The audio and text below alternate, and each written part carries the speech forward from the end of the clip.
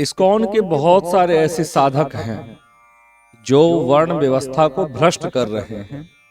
भगवान की बनाई हुई ये जो व्यवस्था है इसे विकृत कर रहे हैं।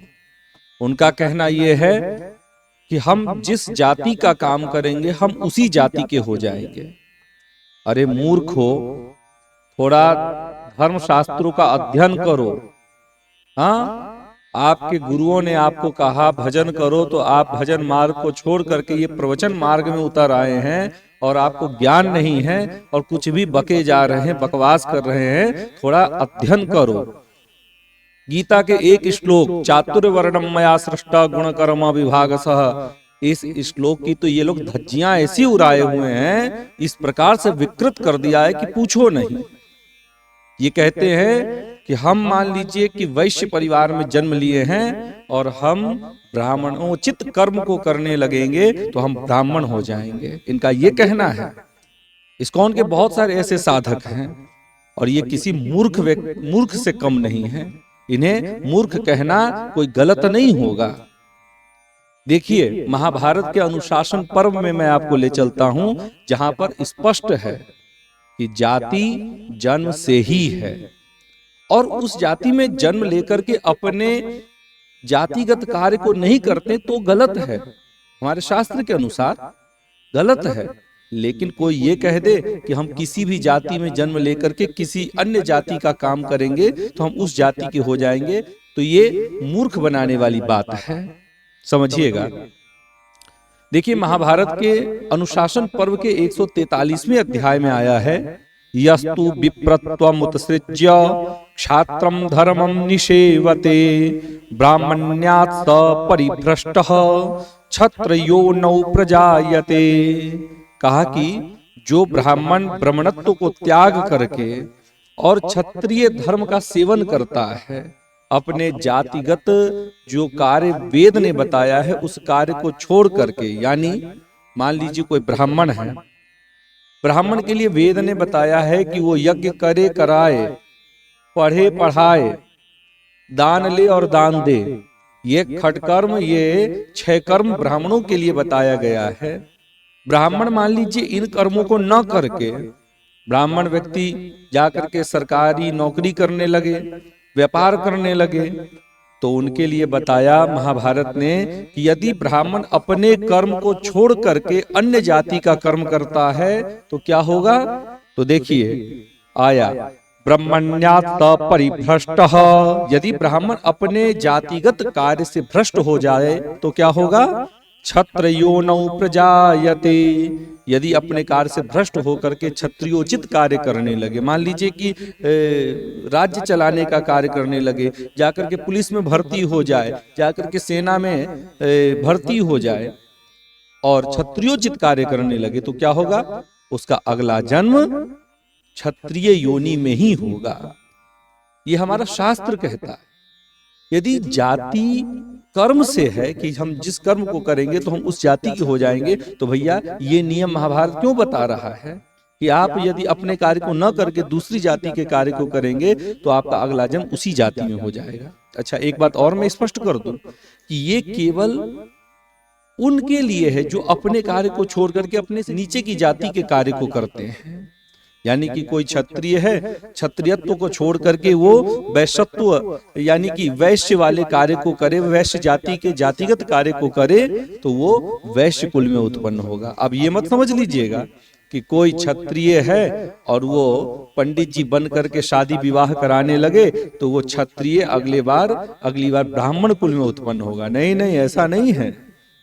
और सुनिए, और कहा, क्षत्रियो वा महाभागे वैश्यो वा धर्मचारिणी स्वानि कर्माण्यपाहाय शूद्र कर्म निषेवते। कहा कि क्षत्रिय अथवा वैश्य भी अपने अपने कर्मों को छोड़कर यदि शूद्र का काम करने लगता है तो वह अपनी जाति से भ्रष्ट होकर वर्ण संकर हो जाता है और दूसरे जन्म में शूद्र की योनि में जन्म पाता है। यदि जन्म मेरे भाई कर्म से है तो भगवान ऐसा क्यों कह रहे हैं कि वो शूद्र की योनि में जन्म लेता है? तब तो भगवान को ये कहना ही नहीं चाहिए।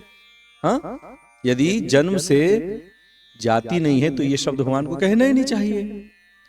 तो आपको बताऊं कि ऐसे लोग, इनके गुरुओं ने इन्हें बताया कि भजन करो, लेकिन ये 2 किताबें पढ़ करके, भागवत की कुछ कथाएं सुन करके, पढ़ करके, बस अब ये बहुत बड़े प्रवचनकर्ता बन गए हैं। ज्ञान एक कौड़ी की नहीं है।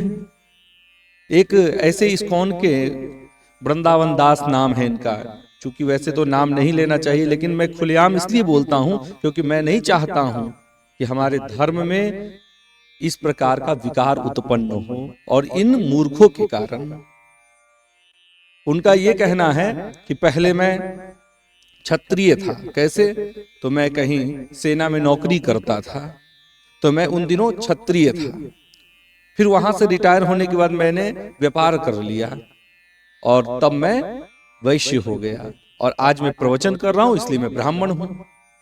अरे मेरे भाई, थोड़ा शास्त्रों का अध्ययन करो।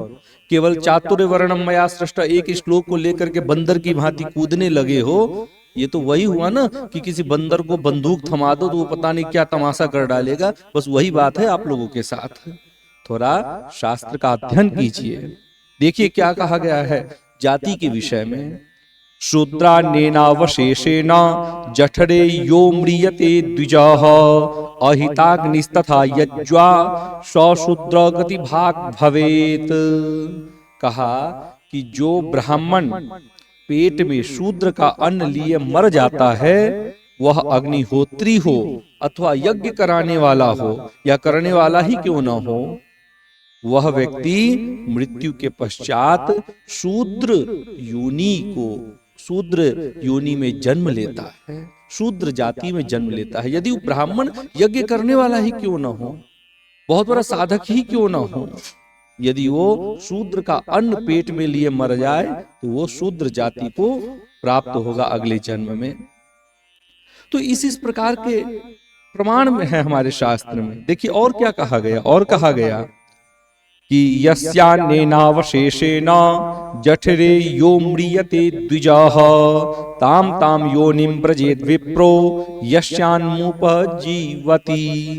कहा कि उदर में जिसके अन्न का अवशेष लेकर जो ब्राह्मण, क्षत्रिय और वैश्य मृत्यु को प्राप्त होता है, वह उसी की योनि में जाता है, उसी योनि में अगले जन्म में जन्म लेता है। जिसके अन्न से जीवन निर्वाह करता है, उसी की योनि में जन्म ग्रहण करता है। एक बात और मैं बता दूं, कोई कहे कि महाराज मैं क्षत्रिय हूं और ब्राह्मण के अन्न को पेट में लिए मर जाऊंगा तो ब्राह्मण योनि में। नहीं नहीं, पानी हमेशा नीचे की ओर चलता है, ये बात याद रखिएगा। तो इस बात का ध्यान रखें। और ऐसे ये जो बरगलाने वाले लोग हैं ना, इन लोगों को सुनना बंद कर दीजिए। कुछ ऐसे लोग हैं जो सनातन सनातन सनातन सनातन चिल्ला रहे हैं और जानते सनातन के विषय में खाक भर भी नहीं है, तिल भर भी नहीं जानते हैं, और बस एक श्लोक को पकड़ लिया गीता के चातुर्य वर्णम मया सृष्ट, और उस श्लोक को लेकर के ऐसा तहलका मचा रखे हैं, ऐसा लोगों को पागल बना रखे हैं कि पूछो नहीं। वर्ण व्यवस्था को भ्रष्ट कर रहे हैं।